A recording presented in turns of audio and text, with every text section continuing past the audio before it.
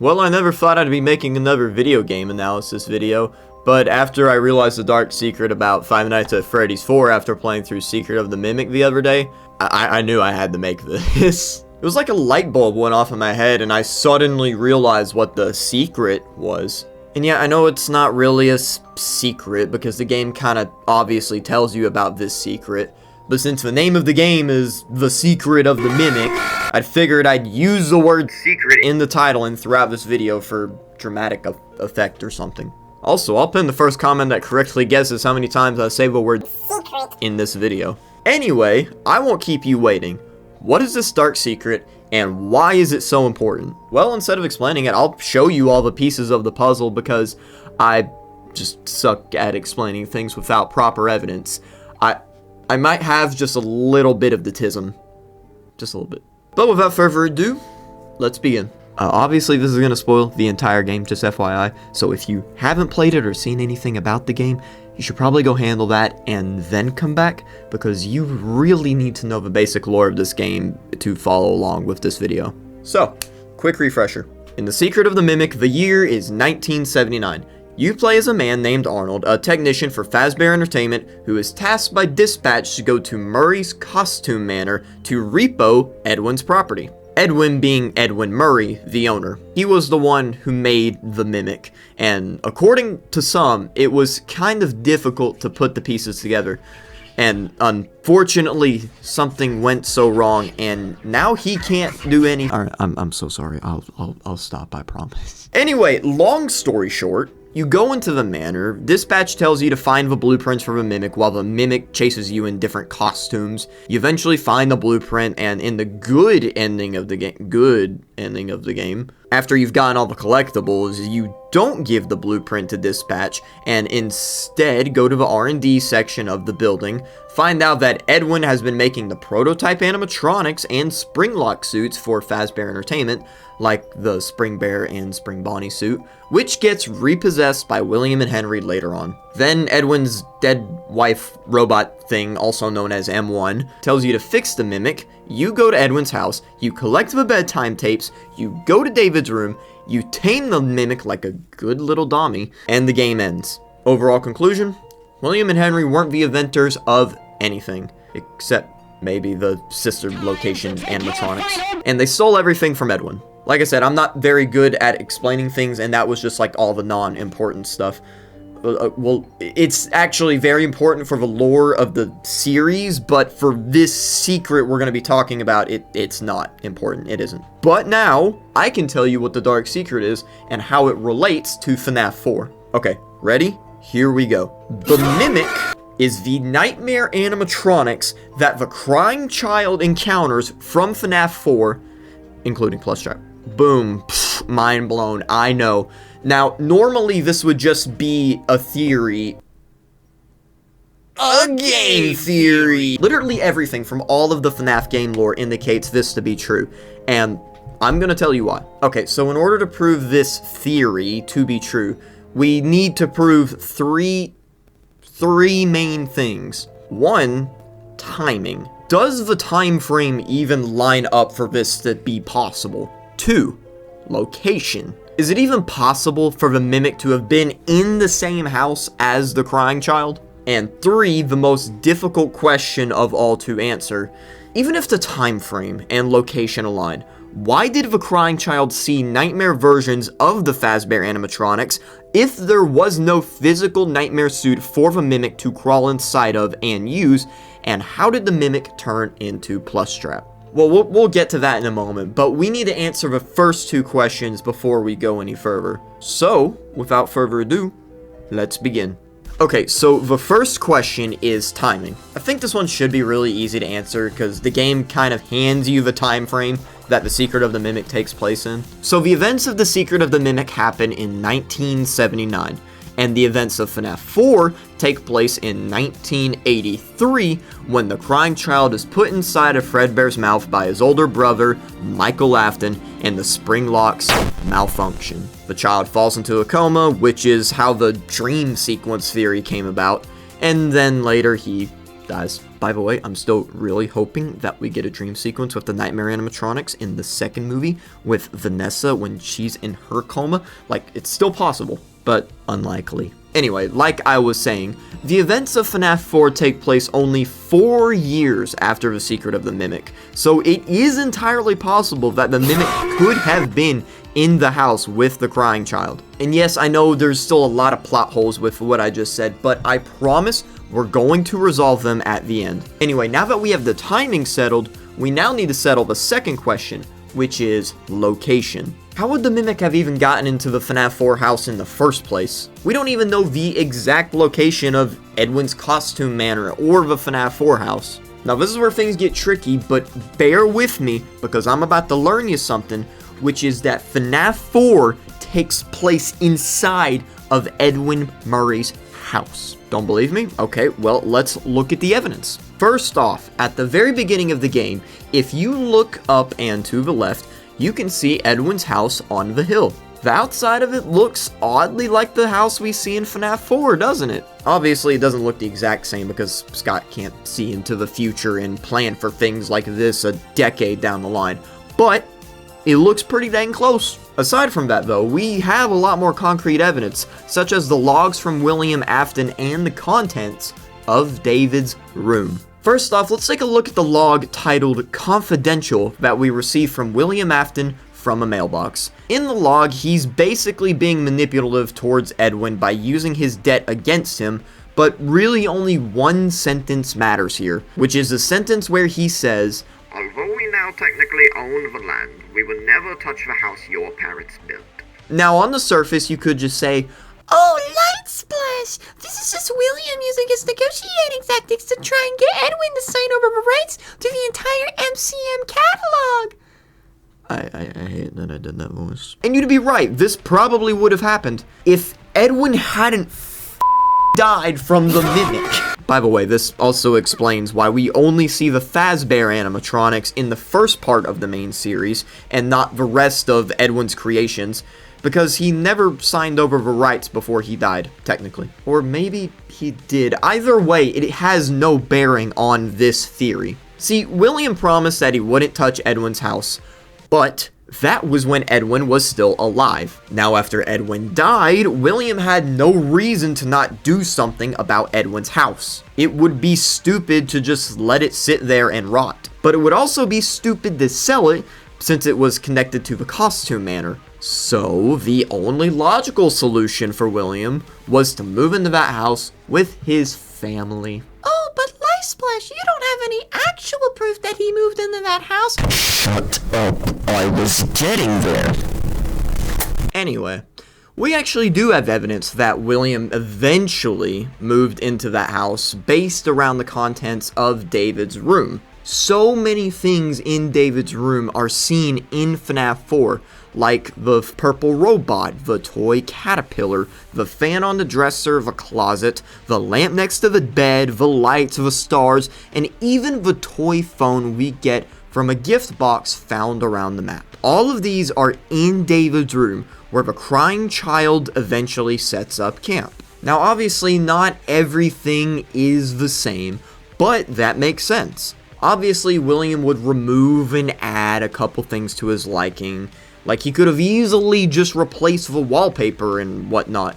And later on, William would eventually put a camera in a Fredbear plushie to keep an eye on his son. But the general point still stands. After Edwin died, William and his family moved into the house. Also, again, I know there's still some plot holes, but I promise we'll resolve them in just a minute. For now though, we need to move on to the third and most important question, which is, even if the time frame and location align, why did the crying child see nightmare versions of the Fazbear animatronics if there was no physical nightmare suit for the Mimic to crawl inside of and use, and how would the Mimic have even been plush trap?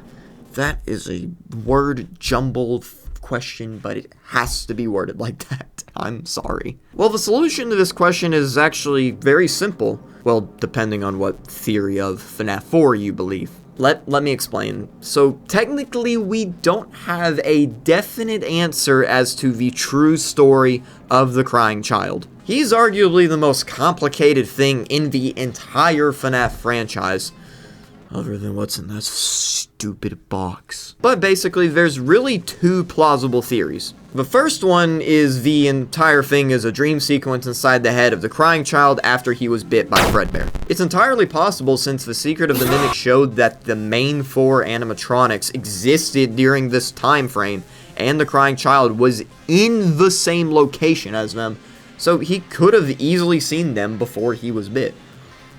But this theory technically doesn't work with the modern lore, mainly for one specific reason. Nightmare.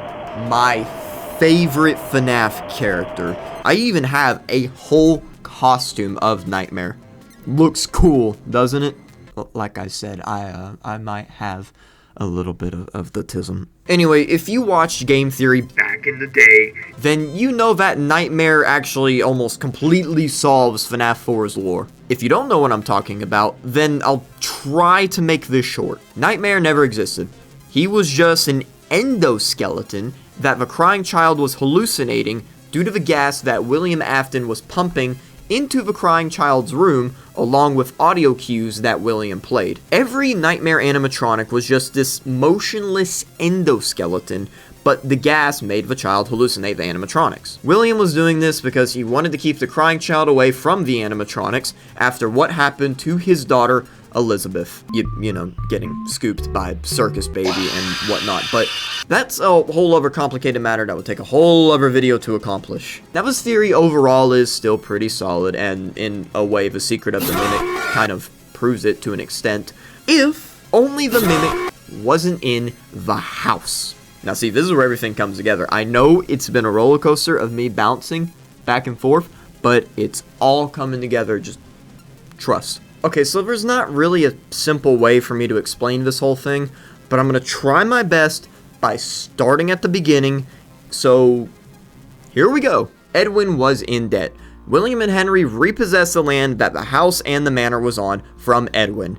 Edwin was getting frustrated with the Mimic. He snapped one day and fought the Mimic after it tried mimicking his son David.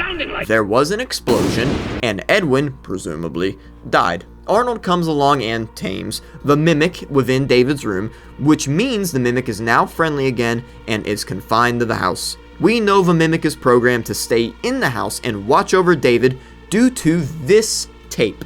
Think of it as your new babysitter. But it doesn't get paid and go home. It'll stay with us and help around the house. Now, past this point, we don't know what happens with Arnold, but we can most likely assume that William finds him and/or the Mimic and learns how to control it. Once William moves in and starts working on the diner, the crying child becomes curious of the animatronics. Around this time, or sometime before this, Elizabeth is killed by Circus Baby.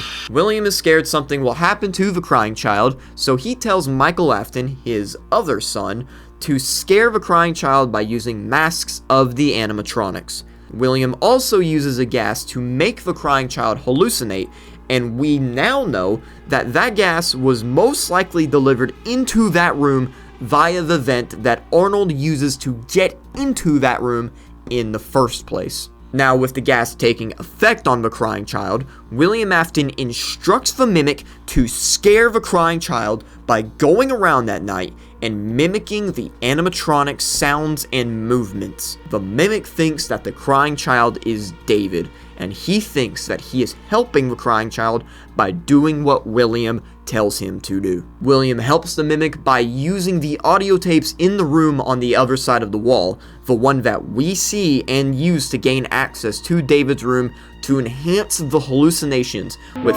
grandfather clock chimes, dogs barking, clanging pots and pans, and terrifying screams, making the crying child see the nightmare versions of the animatronics that torture him until his untimely demise at the the party. And that, my friends, is the dark secret of the Mimic. Well, it's maybe not the secret of the Mimic, but it's definitely one of them. I'm actually hoping that this is the actual secret of the Mimic, because that would be amazing. Because at the time of recording this, I haven't really found anybody else making this theory. Then again, it's kind of self-explanatory, so why would they? Anyway, that's basically it. Now, of course, there are some issues with this theory, with there being two main problems. The first problem with this theory is that in FNAF 4, the crying child's room has 2 doors and a closet, whereas David's room only has 1 door and 1 closet. And to be honest, I really don't have an answer for this plot hole. Maybe Vaftons did some heavy renovating and added an extra door. However, the evidence for this conclusion that we've made highly outweighs the evidence against it. Now, the second problem is actually even more damning, which is that the ending where Arnold tames the Mimic arguably has a 50-50 chance of being the canon ending. Most people believe that the ending where the Mimic makes you crash and steals your data diver is the true ending, and to be honest, that's what I believe to be the true ending as well. It makes sense. It ties in the ruin and the data diver that Cassie has. But believe it or not, it doesn't matter which of these endings are true, because the Mimic still goes to the house in both of them. Obviously, the Mimic is already in the house in the good ending, but he's not in the other one. And why would he even go back there to that house in the first place? Well, let's take a look at the evidence. In Security Breach Ruin, the Mimic is seen wearing a costume that we now know belonged to Edwin. The thing is though, this costume wasn't just in the manor, but it was instead inside Edwin's house. It's literally sitting there on the table when you enter the place. Not only that, but take a listen to this audio log that we listened to earlier, where Edwin is explaining to his son how the Mimic works. Think of it as your new babysitter, but it doesn't get paid and go home. It'll stay with us and help around the house. Did you hear that? Edwin literally tells us that it doesn't leave the house, as the Mimic basically lives there now, and that it is programmed to protect David. This audio log would have no other reason to exist as well, other than to tell the player, hey, the Mimic is programmed to remain near the house and be a babysitter towards David. It also describes how the Mimic can shrink and grow to conform to any costume, so that explains how it was able to turn in the plush trap, so to speak. Then again, I don't really know if plush trap and that minigame is actually canon. Anyway, if that wasn't enough to convince you that the Mimic is the Nightmare animatronics in FNAF 4, or at least has some kind of connection to FNAF 4, then maybe these last little details will. When you fix the Mimic in the good ending, you get a Steam achievement that reads, "Fix what is broken."